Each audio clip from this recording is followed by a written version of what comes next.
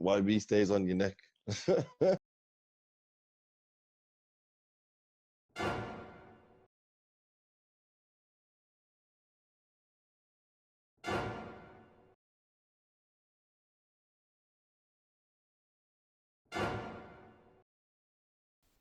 Yo, my dons, make sure you hit that like button, comment, subscribe, and obviously hit the bell for notifications.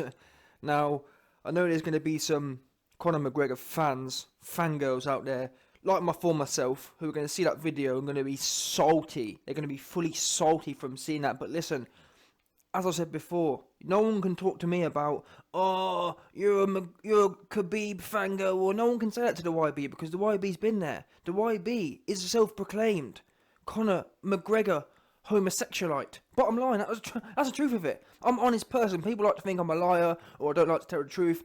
Bottom line is this: 2013, 2014, 2015, your boy the YB. In fact, even to 2017, I remember I had a channel talking about the Mayweather versus McGregor fight, and I was gassed. My man had me gassed. God knows how he kept me going on that long. Actually, tell a lie, I know how he kept me going on that long. It was because he iced Eddie Alvarez. I was gassed. I actually thought he had a chance against Mayweather. That's the truth of it. Come on, that's the truth. Now I know there'll be boxing fans who hear that and think, "Oh, YB, you're a casual." Listen, I'm self-proclaiming.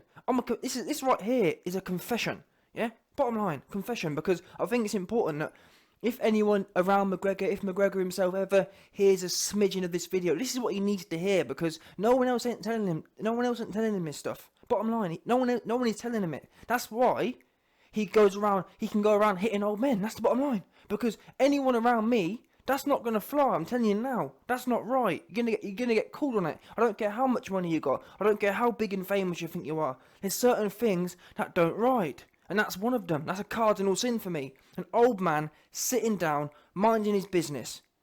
It's an impossibility. Maybe, oh well, you're blowing up. Well, but no, you're not blowing up. That's completely mental. Do you understand that? Imagine being a 70-year-old man and a trained fighter socks you in your head. For what? Anyway, as I said, let's stick to the point of this video. I always have to give a bit of background before I do these things, because I like people to understand where I'm coming from, because at first glance you may be able to sit there and say, oh, this guy's a Khabib fan. I never even used to like Khabib, if the truth be known. I really didn't. I didn't like him. I didn't know him from Adam. I didn't really like him. I used to like McGregor. That's it. But over time, Khabib's personality, his pureness has shone through. His consistency has shone through. Meanwhile, McGregor's the opposite. What's he been doing? He's been out of the ring just doing what? Doing everything but doing what he should be doing. He should be fighting. Now people say, oh well, YB, he's made money, he's famous, he doesn't have to fight if he doesn't want to. You're right, he doesn't. You do not have to fight, but don't be hanging around talking about the subject of what we're going to talk about today. Oh yeah, book my rematch for Moscow. You don't want no parts of no Moscow rematch. Listen, never mind Moscow, you was in Las Vegas and you got choked out. So what are you talking about Moscow for? Let's not make out you rocked up to Las Vegas, iced Khabib in the second round, and now you want to hop on Twitter talking about, yeah, we'll go to Moscow, because you didn't want it in Las Vegas. You were tapping. You tapped in Vegas. So what makes you think you can do anything better in Moscow?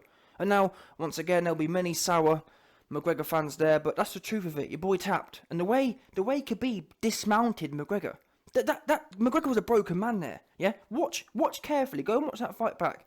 Watch how Khabib dismounted McGregor. Yeah? Khabib had his will with him. It almost felt like me. It almost felt to me like one of them, like a secretly recorded turning out video from prison. Now, for those of you who don't know what turning out is, do some research. It reminded me of a prison turning out video. The way Khabib just got off him, it's like he just finished doing what he was doing. Because the bottom line is, Tapper, he'd already submitted. He'd submitted to Khabib's will. If that had been, Conor likes to talk about, oh, if this wasn't in the cage, if it was a battle of life and death, then you'd be this and you'd be that. Well, if it was a battle of life and death, you'd have been dead, and Khabib would have had it any on that night. Khabib had his will with McGregor. That's the bottom line. He could have done anything to him. He could have raped him. He could have done anything, but he didn't want. He submitted. He submitted to Khabib's will, and the reason I'm going so particular with this video is because I wish this man here would spend more time. Of course, is he more successful than the YB? Absolutely. Is he richer than the YB? Absolutely. Is he more famous than the YB? Absolutely. Is he even a harder man than the YB? Absolutely. Nonetheless, he's not the hardest man, because on that night you tapped and you jacked. Bottom line, and you've said before yourself, "Oh, I'll never jack. I'll never do this." You've jacked. You tapped again. Yeah. I've got a documentary coming out soon, and it's going to expose all the things McGregor said in the past, which he's then gone on to contradict. Facts. So don't no one tell me about, oh, he hasn't said this. Conor McGregor categorically said he'd never tap. And like I said before, Dustin this weekend just tapped, but the difference is he don't talk about all the things he ain't going to do. He don't talk about how mighty he is and how above everyone else he is. He goes in there, he tap, fine, no problem. But to the contrary, there's other fighters, and it's important because McGregor fans don't like to point this out, but we have to, as a true fight fan, you have to separate what one man's willing to do and what another man's not willing to do. As an example, Bisping's been choked out a few times. Most recently, the GSP fight, he didn't tap. And that's why you have to point it out. You can't say, oh, you tap as well, YB. Yes, I would tap, but Bisping didn't. So we have to rate Bisping higher than we do McGregor. Bottom line, when the tap was on, he'd rather go to sleep than submit. Yeah? McGregor didn't. So that there shows you the character of the man. He's not the hardest man going. That's what you need to get in your head. I used to believe that myself. Based on what he said, he talked a lot, but when it came to cashing it, he didn't really want any part of it. Another great example, or the first example of it. This for me was the first time I started asking questions of myself. When he fought Nate the first time, yeah, he got a bit tired, and then he gave his back up. He gave his back up like a cheap hooker. Bottom line, I know you man are going to be sour hearing this. McGregor gave his back up like a cheap hooker. Yeah, he got a bit tired and he thought, you know what, I'm out of here. I don't want to get knocked out. Let me give my back up. Like a whore. Bottom line, gave his back straight up. Same as a Khabib fight. Got tired, gave his back up.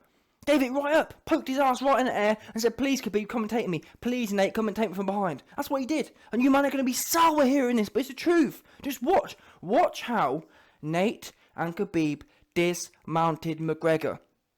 They inseminated him. Yeah? He submitted to their insemination. And you man are going to be... this is going to be burning you inside, but it's the truth of it. He's not what he's talking about. He's talking about Moscow. What you need to be doing is... Never mind Moscow and Khabib. What you should be doing is... He should be saying, you know what, fans? Never mind me socking a 90-year-old man in the face. I'm going to get back on the circuit and start showing you what I'm about. Start earning it. Just because I understand he's going to... Well, if Tony Ferguson doesn't get the fight, I understand he's going to get it. But he's not going to get it through merit. He's going to get it through fame and money and whatnot and who he is. Well, of course. Has he earned that to a certain extent? Yes. But that's because of his mouth. Not really because of his performances. Because if you go based on his performances, he hasn't had a win since 2016. Now, who in history, regardless of name... can afford to have no wins in three... Yeah, by the time he fights Khabib, it'll be about 4 years. Who can do that? No one can.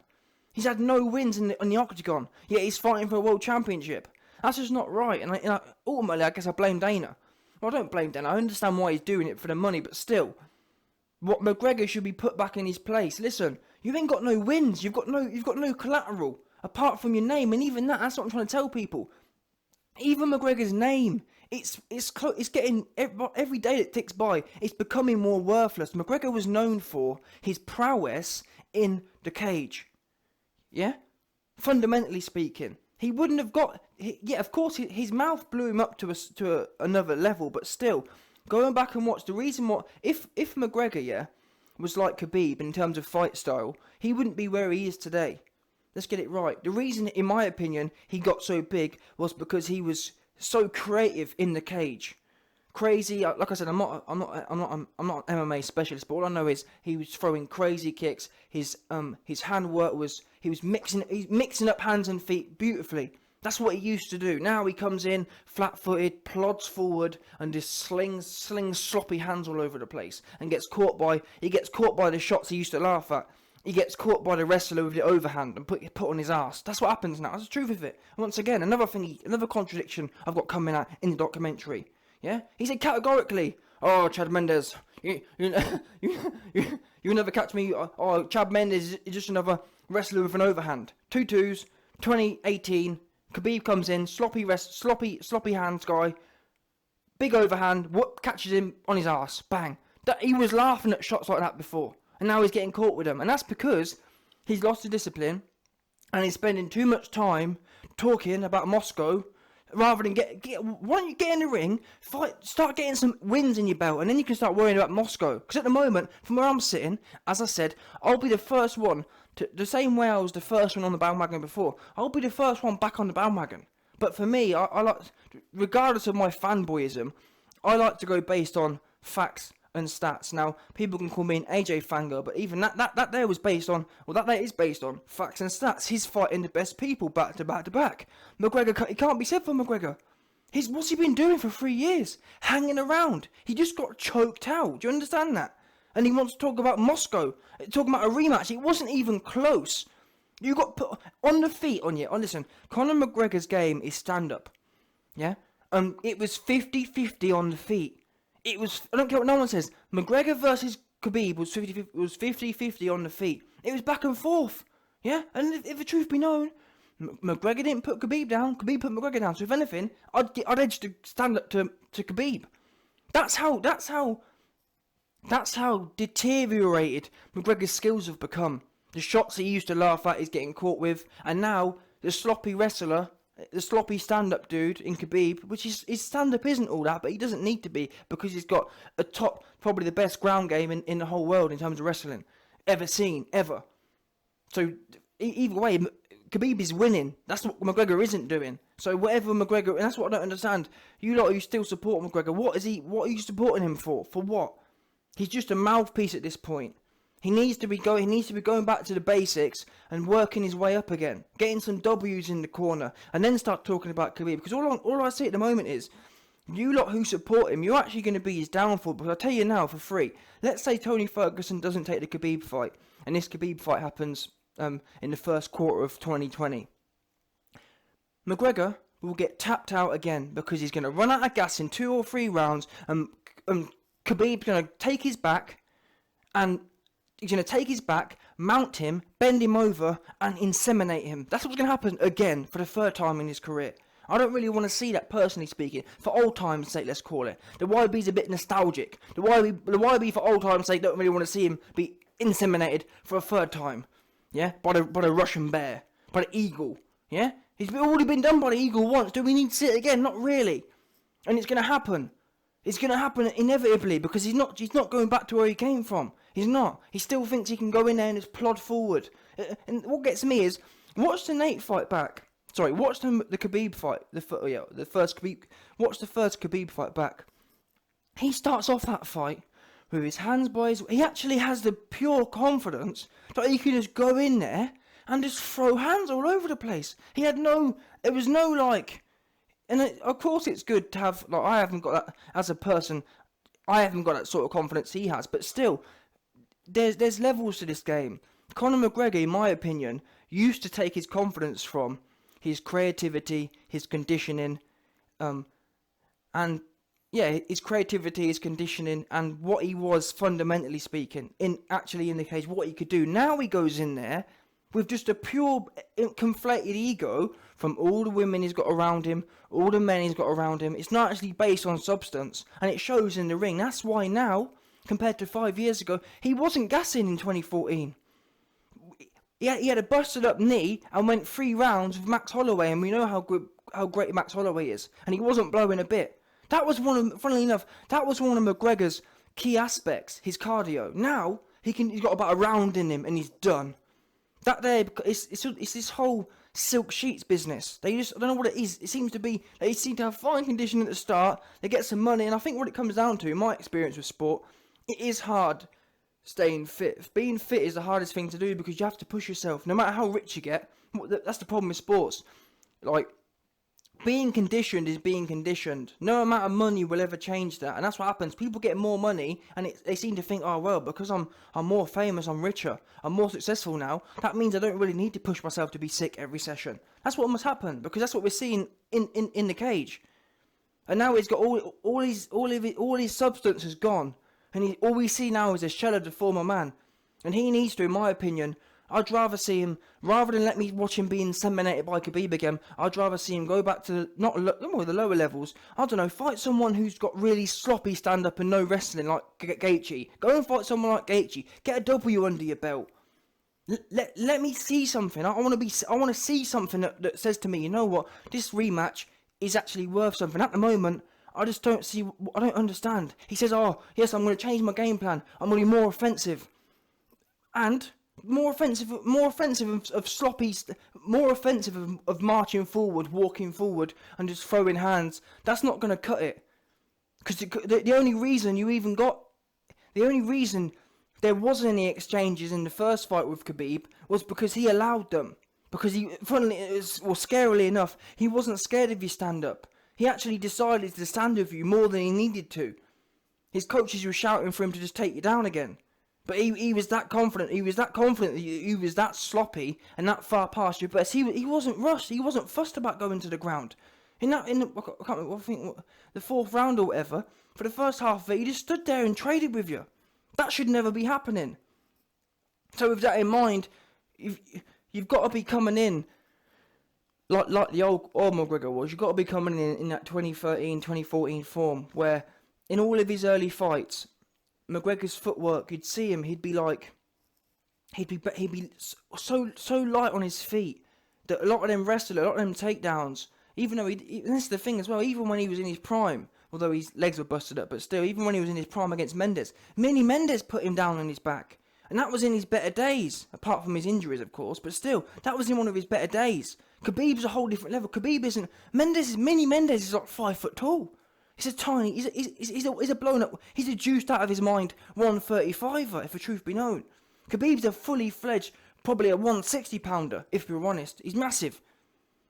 To be fair, Conor McGregor is as big, but my point is, if Mendes can put you down at a 135er, you've got to be coming in better than you was in 2013, 2014 to have a chance against Khabib. Because Mendes isn't even the caliber of Khabib in terms of wrestling. But what I'm saying is, he needs to be coming in the greatest shape of his life. None of this 2016, 2017, 2018, 2019 style where he's just plodding forward. It's just not going to work. And the reason I talk about the footwork so much is because if he's light on his feet, when you're standing there flat-footed, you're basically begging for a wrestler to take you down because you're static. Whereas if he's light-footed and got that spring in his step, it's a lot easier to kind of check Khabib's takedowns, because when you've already got momentum in your feet, it's easier to step back or whatever, or be evasive. When you're flat-footed, it takes twice as long to react because you've got no momentum going already. But anyway, what do I know? I'm sure you McGregor fans will be glad for him to go in there in the first quarter of 2020, plod forward, sling a few left hands, and get put on his ass and inseminated again. I'm just telling you now, this whole Moscow business at this particular point, I'm not backing it. For old time's sake, I'm not supporting this. I don't want to see it again. There's nothing that's going to change, but let's see what happens anyway.